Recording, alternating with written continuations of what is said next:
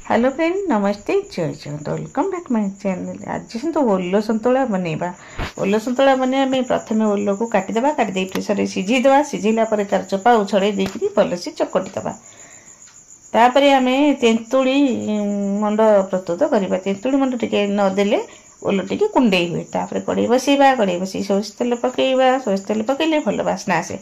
तापर शुखिला लंका पकईबा, तापर पंचफुटण अल्प टिके जीरा पकई दी ठोटा फुटला पर पियाज पकईदे, कटा पियाज पकईदे एपट सेपट भाजवा।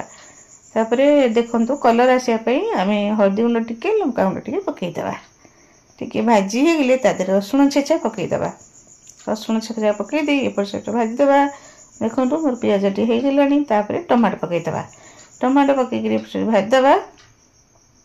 आम जो तेंतुड़ी मंड प्रस्तुत कर रखी से पकईदे। स्वाद अनुसार लुण आउ कंचा लंका सब पकईदी एपट सेपट करदे। टिके फुटवा जाए अपेक्षा करवा। देखो फुटी आसला। तापर आम जो ओलो चकटिकी रखी पकईदे, एपट सेपट करदे। कटा धनिया पत्र पकईदी ओल्लैक गरम गरम भात सहित खाते। अनेक जय जगन्नाथ। देखा गोटे वीडियो।